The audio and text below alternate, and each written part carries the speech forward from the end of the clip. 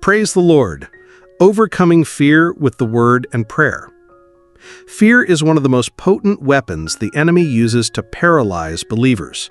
It is subtle, invasive, and often disguised as caution, wisdom, or realism. Yet fear is not of God. Scripture makes this abundantly clear in 2 Timothy 1:7. For God has not given us the spirit of fear, but of power and of love and of a sound mind. This verse is not merely a comforting phrase, it is a declaration of spiritual identity. We are not designed to live in fear. We are called to walk in power, love, and soundness of mind. Psalm 27:1 echoes this truth. The Lord is my light and my salvation. Whom shall I fear? The Lord is the strength of my life. Of whom shall I be afraid? David, surrounded by enemies and threats, chose to declare the sovereignty of God over his circumstances. His confidence was not in his own strength, but in the character and promises of God. 1. The nature of fear. Fear is not neutral. It is corrosive. It eats away at faith, distorts perception, and undermines trust in God. Fear is the antithesis of faith. Where faith says, God is able, fear whispers, what if he doesn't? Where faith declares, I am more than a conqueror, fear suggests, you're not enough. Fear often begins with a thought, a suggestion that something might go wrong. That thought, if not arrested, grows into anxiety, then panic, then paralysis. The enemy knows that if he can control your thoughts, he can control your life. Proverbs 23:7 says, As a man thinketh in his heart, so is he. Fear thrives in the mind, and that is why the battlefield is always internal before it becomes external. 2. Fear cripples faith. Faith is the currency of the kingdom. Hebrews 11:6 tells us, without faith it is impossible to please God. Fear, therefore, is not just a personal struggle, it is a spiritual blockade. It prevents us from stepping into divine assignments, receiving promises, and walking in authority. Consider Peter walking on water. As long as his eyes were on Jesus, he defied natural laws. But the moment he looked at the wind and waves, fear entered and he began to sink. Fear redirected his focus from Christ to crisis. That is what fear does. It shifts our gaze from the promise to the problem. Faith requires risk. It demands that we trust God beyond what we can see, feel, or control. Fear demands certainty, safety, and guarantees. But the walk of faith is not about guarantees, it's about trust. Abraham left his homeland not knowing where he was going. Moses stood before the Red Sea with Pharaoh's army behind him. Esther approached the king knowing it could cost her life. These were not fearless people, they were faithful people who chose to act despite fear. 3. The Word, our weapon against fear. The Word of God is not just information, it is transformation. It is alive, active, and sharper than any two-edged sword, Hebrews 4:12. When fear speaks, the Word must respond. Jesus modeled this in the wilderness. When Satan tempted him, Jesus didn't argue, he quoted Scripture. To overcome fear, we must saturate our minds with truth. Romans 12:2 commands us to be transformed by the renewing of our minds. This renewal happens through consistent engagement with Scripture. The Word reprograms our thinking, aligns our emotions, and fortifies our spirit. Here are some truths to replace fear. I will never leave you nor forsake you. Hebrews 13:5. No weapon formed against you shall prosper. Isaiah 54:17. Greater is he that is in you than he that is in the world. 1 John 4:4.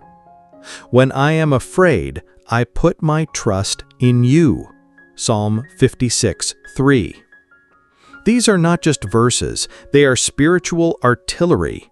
When fear attacks, we respond with truth. We declare, we meditate, we believe. 4. Prayer, the pathway to confidence. Prayer is not a ritual, it is a relationship. It is the place where fear is exchanged for peace. Philippians 4:6-7 says, "Do not be anxious about anything, but in everything, by prayer and supplication with thanksgiving, let your requests be made known to God, and the peace of God will guard your hearts and your minds in Christ Jesus." Prayer is where we pour out our fears and receive His peace. It is where we wrestle with uncertainty and emerge with clarity. It is where we stop striving and start trusting. Jesus, in the Garden of Gethsemane, was overwhelmed with sorrow. He prayed, and though the cross still awaited him, he rose with resolve. Prayer doesn't always change the situation immediately, but it changes us. It strengthens our spirit, aligns our will, and anchors our soul. Jesus, in the Garden of Gethsemane, was overwhelmed with sorrow. He prayed, and though the cross still awaited him, he rose with resolve. Prayer doesn't always change the situation immediately, but it changes us. It strengthens our spirit, aligns our will, and anchors our soul. Testimonies of boldness. Throughout Scripture and history, we see men and women who overcame fear through the Word and prayer. Daniel faced the lion's den, but refused to stop praying. His confidence was in God's ability to deliver. Shadrach, Meshach, and Abednego stood before a fiery furnace and declared, "Even if he does not deliver us, we will not bow." That is boldness rooted in conviction. Paul and Silas, beaten and imprisoned, sang praises at midnight. Their worship was louder than their wounds. Modern testimonies echo the same truth. Believers who faced persecution, illness, financial ruin, or personal loss yet stood firm because they anchored themselves in God's Word and presence. 6. Replacing fear with God's truth. This is not a one-time event. It is a daily discipline. Fear must be evicted, and truth must be enthroned. This happens through meditation. Joshua 1 verse 8 instructs us to meditate on the Word day and night. Meditation is not passive, it is active engagement with truth. Confession. Proverbs 18 verse 21 says, "Death and life are in the power of the tongue. Speak life. Declare truth. Silence fear." Community. Surround yourself with faith-filled believers. Fear thrives in isolation. Faith grows in fellowship. Prayer declarations. Let these declarations become your daily anthem. I reject the spirit of fear. I embrace the spirit of power, love, and a sound mind. God is my light and salvation. I will not fear. I walk by faith, not by sight. No weapon formed against me shall prosper. I am bold, courageous, and confident in Christ. Declare these over your life, your family, your future. Let your words shape your world. 8. Conclusion. Living fearlessly. To live fearlessly is not to live recklessly, it is to live faithfully. It is to trust God more than circumstances. It is to believe His word above every lie. It is to pray until peace replaces panic. Fear will knock, but you don't have to answer.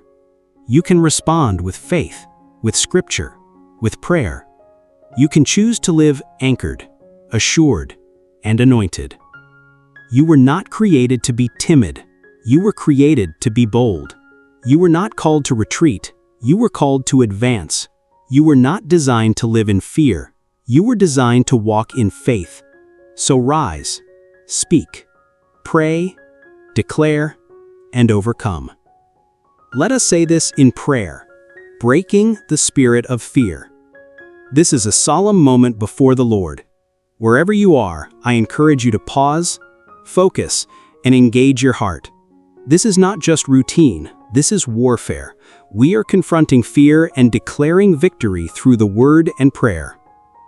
Opening declaration. Father, I thank you for your word that reminds me I am not a slave to fear. I am a child of God. I walk in power, love, and a sound mind. I reject every lie of the enemy and embrace your truth. Prayer points. 1. Renouncing fear. Lord, I renounce every spirit of fear that has taken root in my heart. I break every agreement I've made with anxiety, doubt, and intimidation. I declare that fear has no authority over me. 2. Receiving boldness. Holy Spirit, fill me afresh with boldness. Let courage rise within me. Let me speak, act, and live with confidence in your promises. I receive divine strength to face every challenge. 3. Renewing the mind. Father, renew my mind with your word. Let every fearful thought be replaced with truth.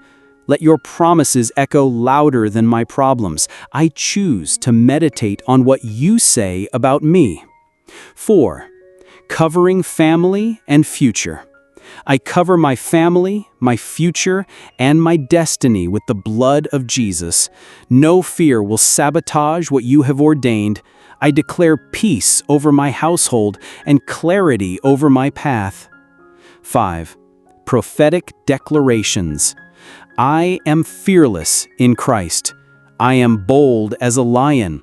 I walk in divine authority. I am not intimidated by circumstances. I rise above fear and step into faith. Closing prayer. Lord, I thank you for this moment of transformation. I thank you that chains of fear are broken. I thank you that your word is alive in me. As I go forth, I go with confidence, knowing that you are with me. I will not fear. I will not faint. I will not fail. In Jesus' mighty name, amen. If this message stirred something in your spirit, don't let it end here. Let's keep growing together. Subscribe to my channel so you never miss a word that builds your faith. Turn on the notification bell so you're the first to receive fresh teachings, prayer sessions, and prophetic insights. Share this message with someone who needs to overcome fear today. You could be the reason they find freedom. Let's build a fearless generation. One prayer, one truth, one testimony at a time.